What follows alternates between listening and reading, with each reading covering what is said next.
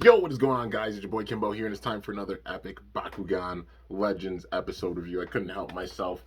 I was up, and I'm like, you know what? I'm gonna watch another episode of it. So, yeah, I don't know where my, you know, where my controller is for the light and such, but at least got the studio light, and that helps a little bit. But yeah, man, I couldn't help it. I'm so into the show. I knew I was gonna binge watch it big time, but got another episode here. So it's episode number 5 with this man. So of course 5 seconds for anybody who doesn't want to be spoiled. But yeah, so getting into it, it starts off at like one of Benton's research facilities. They basically have like the parts for the Nova reflector at this place. So, they're trying to figure out a way that they can repair it and fix it and everything to where they can trap Hinoj and seal him away again.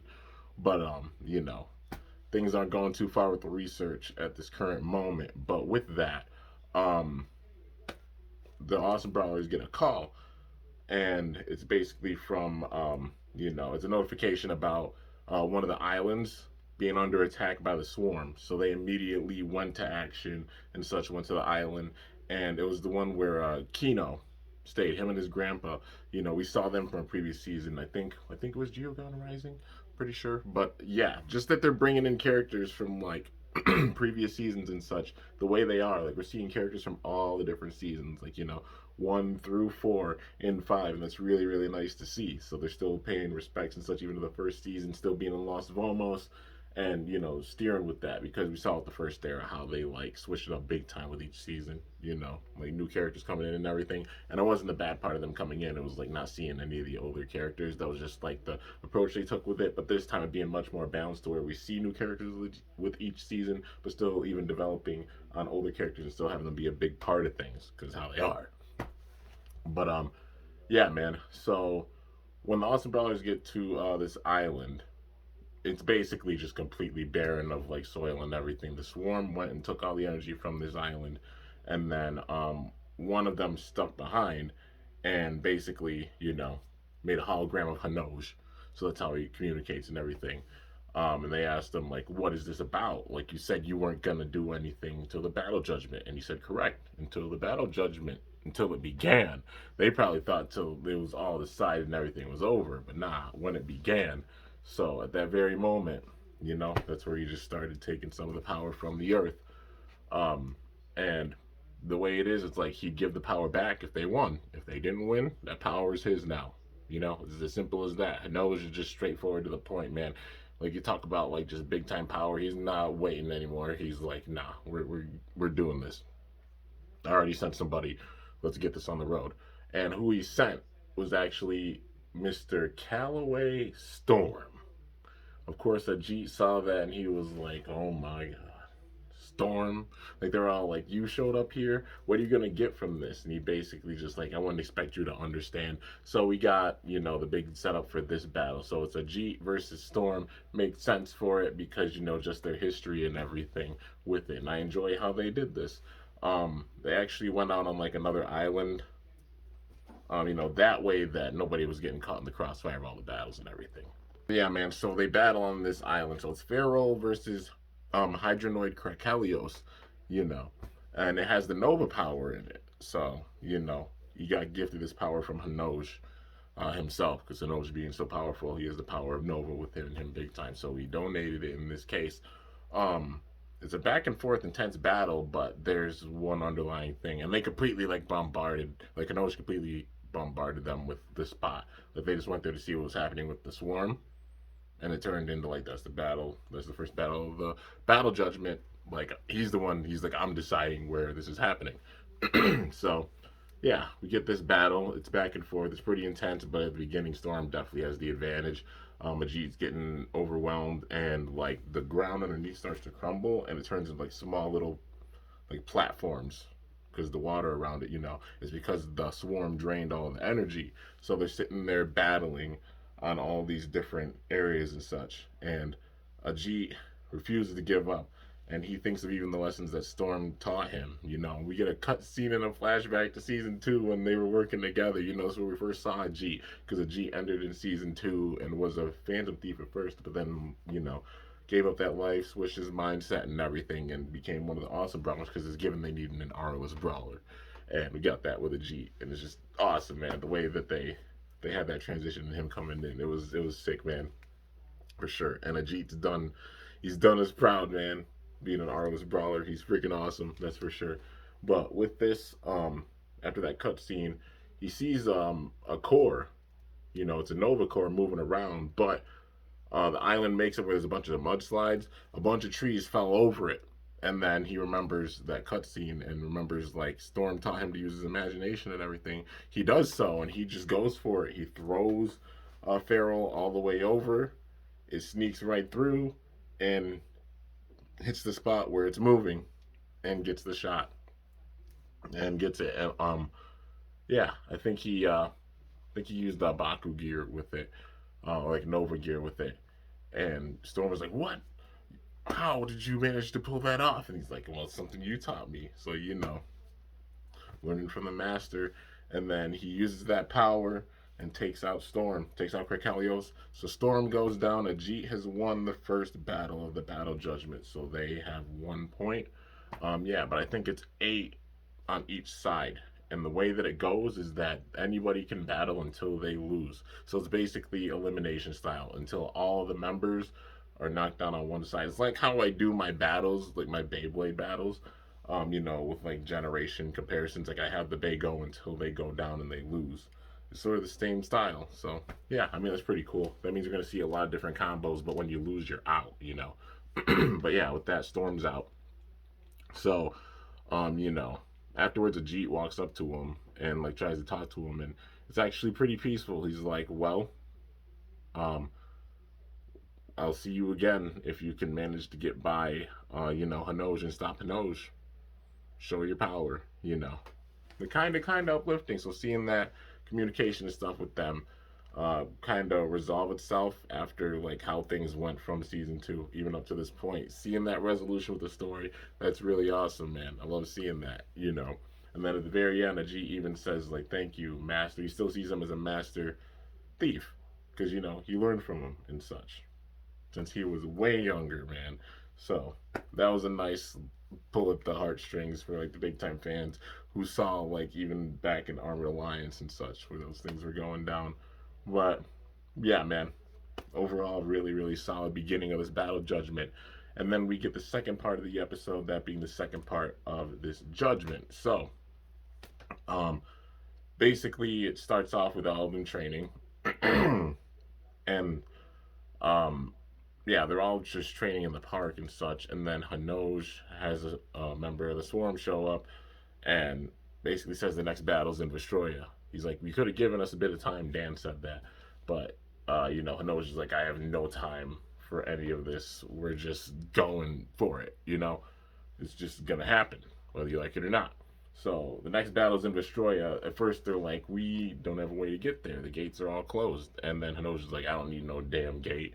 The Swarm takes me wherever." Because literally he's gone from gone from planet to planet to planet.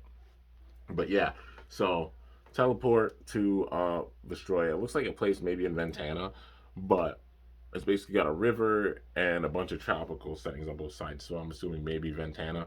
But yeah, so with this, it's actually a 2-on-2 battle. So it is Everett and um McHugh taking on Winton and Leah. So yeah, it being an intense battle. I mean, Cycloid, yeah. Cycloid. I'm having a brain fart right now on Everett's Bakugan. It's just a little late, but versus Trux and Pegatrix. So, it's an intense battle. Getting some big time hits on one another at the beginning, but then it's noted that something weird's going on. So Winton turns into an old man. We've seen this before at certain parts in certain places of Astroya. Where the actual nature itself could be affecting like age and such and time. Well, Winton turns into an old man, like, "Huh, what you say, youngster?" And Lee's like, "Oh no, Winton's getting older." And then, the area, it's, depending on where you're at, it'll make you either older or younger. And like depending on where you're at and such. And then Everett, believes like they know the whole area and everything, but it turns out they don't because McHugh actually turned into a little kid, and then Everett's like, what the hell? Like, why is this happening? It's basically because the swarm took all the energy from the area and it made it where like it's all thrown off. So what's normally like the normal spots, it's not that way anymore because the whole ecosystem has been effed up. So it could be anywhere, and it's super hard to like predict and such. So even like running around and stuff, that's why nobody really moved or anything, at least that much. So Everett ends up pulling out a freaking trump card, that being like Pegatrix and Trox are getting nice hits in, but every time that McHugh's Bakugan Cycloid goes down, Everett has a stone in his hand and it reverses time to right before it. Yeah, like literally a time shifting stone. Because I mean, it makes sense. Like the river itself changing the ages and everything, so the stones themselves, like have an influence over time. Well, old Winton finds one. Granddad Winton finds one, and it's actually one that moves it forward. But Leah figures that out, and she's just like, "Give me it!" And then he's like, "You don't have to yell, jeez." But Leah starts turning time forward.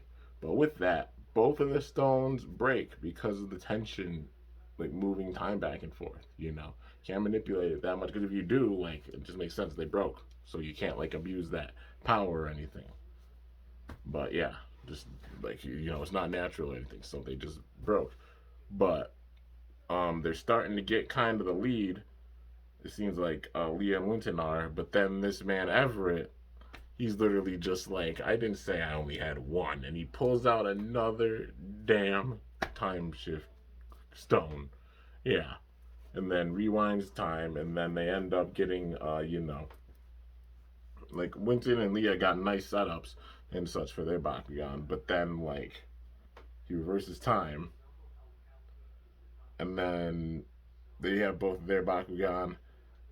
They use their Nova cores, their Nova powers, and they actually take out Trux and Pegatrix. They both go down with this. So Hinoge has won this round, and therefore he goes in and takes all the power from this area, completely gone. Um, yeah, So technically, he's in the lead now because taking like killing two birds with one stone. He's ahead 2-1. So yeah, man, that's a big time. That's a big time loss right there. And at the like after getting back on Earth, Leah and Winton apologized big time. They're like, "We're really sorry for losing and such." And then Magnus just wasn't having any of it. He's just like, "If you're losing to them already, we stand no chance." And he's like, "It doesn't matter if all of you go down. I'll just take them out myself because I know I'm strong enough." Magnus thinking of going solo, not fully believing in the Awesome Brawler's power, being honest, and Dan got pissed. He was not having it. He's like, "Really? We're supposed to be a team. We gotta work together." And then they're sitting and arguing. It's like, fine, whatever. And then it ends with Magnus walking off and the Awesome Brawlers all sitting there. So this first loss and then being down caused a big time wrinkle with things. But it's true. They have to work together. Even like Magnus being a part of it because Inoja's power is insane. It is absolutely absurdly insane. Like you talk about the biggest threat that they've ever had, like that power, you can't you can't beat it alone. You really can't, you know. And even with all these battles and such, if you're eliminated, you're done. So it's like you gotta work together because if you don't band together, it's like how the swarm is. It's like how even Hinoge is having it. Like yes, it's random people he's bringing in, but they all have a reason for coming in, and they're doing their part. You know, but you gotta overcome that. You gotta work as a unit. You gotta believe in each other and such. If you're gonna take out an organized freaking army like the Swarm, if you're gonna take out these powerful brawlers that Hinoge is having coming in, if you're to even have a chance at taking out Hinoge himself, you know, because that's how much of a threat this man's been built up to be, and it makes full sense already with this. Like, I'm like, damn, dude, it may be the shortest season, but they're still having the story be right up there with all the other seasons when it comes to like just the intensity and such. Maybe even more so. We'll see how it goes down with this, because they're all up there. All the seasons are honestly up there, story wise and everything. I love the build up and the climactic finale and everything for every season and the storytelling with them and the balance with it. You know, remains to be seen how Legends will be, but so far, even being 13 episodes, it's up there storytelling wise with this big time threat, man. So, yeah, and the Earth and Vestroya being split apart even with this. So, like, if they lose, it's all over. All the pressure's there. But now we're seeing that point where that connection's kind of crumbling because Magnus butting head with the Awesome Brawlers and such. Now, at this point, not believing in them fully. Um, yeah, this is the point where things get interesting, and we've got to see them fight back for sure because they're down right now. But this is like the comeback story at this point. We'll see how it goes down from here, but it's a given. Hanoj will do whatever freaking strategy he has to in order to make it where they go down so we can take over the world that much sooner.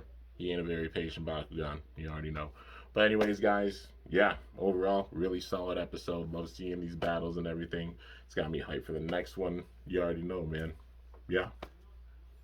Even this season, even being the shortest season, the storytelling with it still up there with the other seasons, man. That's what I love about this series. No matter what, when it goes down, obviously the just being real, when everything's said and done and it's finished, like this series, and they actually move on to like the Gen 3 and everything's fully done, like all the figures and everything, you already know. Episode wise, it's been solid.